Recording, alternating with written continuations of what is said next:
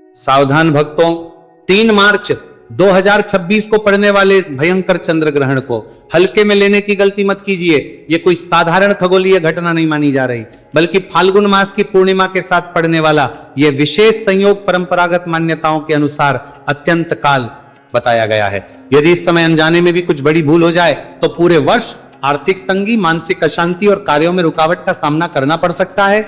ऐसी चेतावनी प्राचीन परंपराओं में बार बार दी गई है। 3 मार्च मंगलवार के दिन फाल्गुन पूर्णिमा और चंद्र ग्रहण का जो संयोग बन रहा है उसे बहुत ही प्रभावशाली माना गया है। कहा जा रहा है कि आसमान में लालिमा लिए चंद्रमा दिखाई देगा, जिसे सामान्य भाषा में ब्लड मून भी कहा जाता है। विशेष बात यह है कि यह चंद्र ग्रहण हमारे भारत देश में स्पष्ट रूप से दिखाई देने वाला है और इसी कारण इसका सूतक काल भी पूर्ण रूप से मान्य माना जाएगा। अब सबसे पहले समय को ठीक से समझ लेना बहुत जरूरी है, क्योंकि यही पर सबसे ज्यादा लोग गलती कर बैठते हैं। ज्योतिषी के अनुसार यह चंद्र ग्रहण दोपहर लगभग 3:20 से प्रारंभ माना गया है, लेकिन भारत में इसका दृश्य प्रभाव चंद्रोदय के समय दिखाई देगा। शाम लगभग 6:20 से 6:26 के बीच जब चंद्रमा उदित होगा तब वह ग्रहण की अवस्था में रहेगा और लगभग 6:47 के आसपास इसका समापन माना गया है। चूंकि यह ग्रह भारत में दिखाई देगा, इसलिए शास्त्रीय मान्यता के अनुसार इसका सूतक काल ग्रहण से लगभग 9 घंटे पहले शुरू माना जाता है। इस गणना से देखा जाए तो सुबह लगभग 6:20 से सूतक काल प्रभावी हो जाएगा और शाम 6:47 तक रहेगा। सूतक का अर्थ डर नहीं होता, सूतक का अर्थ है सावधानी, संयम और सजगता। हमारे यश श्री मुनियों ने अनुभव आधार पर कुछ नियम बनाए ताकि मनुष्य इस संवेदनशील समय में अपने आचरण को संतुलित रख सके। लेकिन आज के समय में लोग या तो इसे पूरी तरह नजरअंदाज कर देते हैं या बिना समझे डर जाते हैं, जबकि सच्चाई यह है कि यह समय आत्मसंयम और मन की शुद्धि पर ध्यान देने का होता है। इसी संदर्भ को समझने के लिए हमें समुद्र मंथन की उस प्राचीन कथा की ओर जाना होगा, जहां से ग्रहण की पौराणिक व्याख्या शुरू होती है। जब देवताओं दानवों ने अमृत प्राप्त करने के लिए समुद्र मंथन किया, तब अमृत कलश निकलने पर भगवान विष्णु ने मोहिनी रूप धारण किया ताकि देवताओं को अमृत पिलाया जा सके। उसी समय स्वरभानु नाम का एक चालाक दानव देवताओं के बीच छिपकर बैठ गया और अमृत पीने लगा। सूर्य और चंद्र ने उसे पहचान लिया और भगवान विष्णु ने सुदर्शन चक्र से उसका सिर धड़ से अलग कर दिया, लेकिन अमृत उसके गले तक पहुंच था, इसलिए उसका सिर राहु और धधकेतु कहलाया। पौराणिक मान्यता के अनुसार तभी से राहु समय समय पर सूर्य और चंद्र पर छाया डालता है। इस कथा का गुण भाव यह है कि प्रकाश और छाया का खेल सृष्टि का स्वाभाविक नियम है और ऐसे समय में मनुष्य को अधिक सजग रहने की सलाह दी गई है। अब बात करते हैं उन गलतियों की जो लोग ग्रहण और सूतक काल में अनजाने में कर बैठते हैं। अभी तक आपने समझ लिया कि यह समय क्यों संवेदनशील माना जाता है और सूतक का अर्थ क्या है। अब हम सीधे उस सबसे महत्वपूर्ण हिस्से पर आते हैं जहां अधिकतर लोग अनजाने में गलती कर बैठते हैं। याद रखिए, परंपराओं में बताए गए नियमों का उद्देश्य डर पैदा करना नहीं है, बल्कि जीवन में अनुशासन और सजगता बनाए रखना है। सबसे पहली सावधानी घर के मंदिर और पूजा पाठ से जुड़ी बताई गई। परंपरा के अनुसार जैसे ही सूतक काल प्रारंभ हो, उससे घर के मंदिर में नियमित पूजा संपन्न कर लेनी चाहिए। इसके बाद मंदिर के कपाट बंद कर दिए जाते हैं या हल्का सा पर्दा डाल दिया जाता है। इसका अर्थ ये नहीं कि भगवान की पूजा बंद हो जाती है या ईश्वर की कृपा रुक जाती है। इसका वास्तविक भाव यह है कि उस अवधि में बाहरी विधि विधान से अधिक महत्व मानसिक जप, ध्यान और स्मरण को दिया जाए। बहुत से लोग भ्रमित हो जाते हैं और पूरी तरह पूजा पाठ छोड़ देते हैं, जो उचित नहीं माना गया। इस समय जोर से घंटी बजाना, बड़ी आरती करना या विस्तृत पूजा विधि करना टालने की परंपरा है, लेकिन मन ही मन भगवान का नाम लेना, मंत्र जप करना और ध्यान करना अत्यंत शुभ माना गया है। इसलिए इस बारीक अंतर को समझना बहुत जरूरी है। अब बात करते हैं भोजन से जुड़ी सावधानी की, जिसे लोग अक्सर हल्के में ले लेते हैं।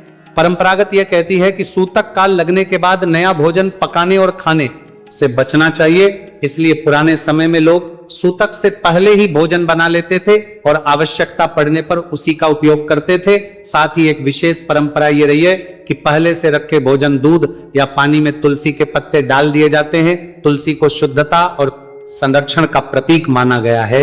इसका भाव यह है कि भोजन की पवित्रता और बनी रहे। आधुनिक दृष्टिकोण से देखें तो लंबे समय तक रखा भोजन सावधानी से ही ग्रहण करना चाहिए। यह बात आज का विज्ञान भी मानता है। इसीलिए इन परंपराओं के पीछे व्यावहारिक सोच भी छिपी हुई है। अब एक और बड़ी गलती की बात कर लेते हैं। सूतक काल में अनावश्यक काट छांट के कार्य परंपरा में कहा गया है कि इस समय बाल कटवाना, नाखून काटना, सिलाई, कटाई से कार्य टालनी चाहिए। इसका मुख्य उद्देश्य यह था कि व्यक्ति समय को शांत और स्थिर अवस्था में बिताए, ना कि भाग दौड़ और शारीरिक व्यस्तता में। इसी तरह इस अवधि में क्रोध, झगड़ा और कटु वचन बोलने से विशेष रूप से बचने की सलाह दी गई है। ध्यान रखिए, जब मन पहले से ही संवेदनशील होता है और हम उस समय विवाद में पड़ जाते हैं तो मानसिक तनाव कई गुना बढ़े। हमारे ऋषियों ने शायद इसी मनोवैज्ञानिक तथ्य को समझकर यह नियम बनाए थे कि ऐसे समय में वाणी और व्यवहार पर संयम रखा जाए। अब विशेष रूप से बात करते हैं गर्भवती महिलाओं के बारे में, क्योंकि परंपराओं में उनके लिए अतिरिक्त सावधानी बताई गई है। उन्हें सलाह दी जाती है कि सूतक और ग्रहण के समय अनावश्यक बाहर ना निकले, अधिक श्रम ना करें और शांत वातावरण में रहें। इसका उद्देश्य भय पैदा करना नहीं, बल्कि सुरक्षा और विश्राम सुनिश्चित करना है। गर्भवती महिलाओं को सकारात्मक विचारों में रहने, धार्मिक या प्रेरणादायक बातें सुनने और मन को शांत रखने की सलाह दी जाती है, क्योंकि यह समय मानसिक स्थिरता बनाए रखने का होता है। अब बात करते हैं कि इस समय क्या करना अत्यंत शुभ माना गया है। शास्त्रों में ग्रहण काल को जप, ध्यान और आत्मचिंतन का उत्तम समय बताया गया है। कहा गया है कि इस समय किया गया मानसिक जप सामान्य समय की तुलना में अधिक प्रभावी माना जाता है। इसीलिए यदि संभव हो तो शांत स्थान पर बैठकर अपने इष्ट देव का स्मरण करना, गायत्री मंत्र, महामृत्युंजय मंत्र या सरल नाम जप करना बहुत शुभ बताया गया है। यहाँ एक बात विशेष रूप से समझ लीजिए, इस समय बाहरी दिखावे से ज्यादा महत्व मन की स्थिति का है। यदि मन है, विचार सकारात्मक है और भाव श्रद्धा का है, तो वही सबसे बड़ा साधन माना गया है। ग्रहण समाप्त होने के बाद शुद्धि की परंपरा भी बताई गई है। जैसे ही ग्रहण समाप्त हो, स्नान करना शुभ माना गया है। स्वच्छ वस्त्र धारण करना, घर की हल्की सफाई करना और मंदिर को पुनः खोलकर सामान्य पूजा प्रारंभ करना परंपरा का हिस्सा रहा है। कुछ लोग स्नान के में थोड़ा गंगा जल या चुटकी भर नमक भी मिलाते हैं, जिसे प्रतीकात्मक शुद्धि का रूप माना जाता है। इसके बाद घर में गंगा जल का छिड़काव करने की परंपरा भी रही है। इसका उद्देश्य वातावरण को ताजगी और पवित्रता का भाव देना है। ध्यान रखिए, इन सब का मूल भाव मानसिक और वातावरणीय शुद्धि का प्रतीक है। दान का महत्व भी इस समय विशेष रूप से बताया गया है। चंद्र ग्रहण के कारण सफेद वस्तुओं का दान शुभ माना गया है, जैसे चावल, चीनी, दूध, दही, सफेद वस्त्र या चांदी। लेकिन यहाँ सबसे जरूरी बात यह है कि दान हमेशा श्रद्धा से होना चाहिए, दिखावे से नहीं। यदि दान में अहंकार आ गया तो उसका आध्यात्मिक फल कम हो जाता है। सब परंपराओं में बताया गया है। अब हम उस महत्वपूर्ण भाग पर पहुंच चुके हैं जहां परंपराओं में बताए गए विशेष उपायों और उनके पीछे छिपे भाव को समझना बहुत जरूरी हो जाता। अक्सर लोग केवल नियम सुन लेते हैं लेकिन उनके पीछे का संदेश नहीं समझते, जबकि यदि भाव समझ में आ जाए तो व्यक्ति बिना भय के भी इन बातों का सार ग्रहण कर सकता है। जैसा पहले बताया गया, ग्रहण काल को आत्मचिंतन और मन की शुद्धि का समय माना गया है। इसी संदर्भ में प्राचीन ग्रंथों में धर्मदत्त नामक एक व्यक्ति की कथा का उल्लेख मिलता है। कहा जाता है कि धर्मदत्त अत्यंत परिश्रमी था। वह दिन रात मेहनत करता था, लेकिन उसके जीवन में स्थिर सफलता नहीं आ रही थी। घर में आर्थिक तंगी बनी रहती थी, मन में बेचैनी रहती थी और प्रयासों के बावजूद उसे संतोष नहीं मिल पा रहा था। एक दिन वह अत्यंत चिंतित होकर एक ज्ञानी दृश्य के पास पहुंचा और अपनी समस्या बताई। दृश्य ने उसे लंबी चर्चा की और कहा कि केवल परिश्रम ही पर्याप्त नहीं होता, जीवन में संयम, सेवा और सकारात्मक संकल्प भी उतने ही आवश्यक है। उन्होंने धर्मदत्त को कुछ सरल नियम अपनाने की सलाह दी। मन को शांत रखना, क्रोध पर नियंत्रण रखना, समय समय पर दान करना और विशेष रूप से गौ सेवा करना। धर्मदत्त ने जिसकी बात को गंभीरता से लिया और धीरे धीरे अपने जीवन में इन बातों को उतारना शुरू किया। उसने अपने व्यवहार में परिवर्तन किया, वाणी को मधुर बनाया, जरूरतमंदों की सहायता शुरू की और नियमित से गाय को अपने हाथ से हरी घास और आटे की लोई खिलाने लगा। कहा जाता है कि कुछ ही समय बाद उसके जीवन की परिस्थितियां बदलने लगी, कार्यों में रुकावट कम हुई, मन की बेचैनी घटने लगी और धीरे धीरे आर्थिक स्थिति भी सुधरने लगी। इस कथा का अर्थ चमत्कार दिखाना नहीं है, बल्कि यह समझाना है कि जब व्यक्ति अपने आचरण को संतुलित करता है, सेवा और करुणा का भाव जगाता है, इसी कारण ग्रहण के बाद गौ सेवा को विशेष रूप से शुभ माना गया है।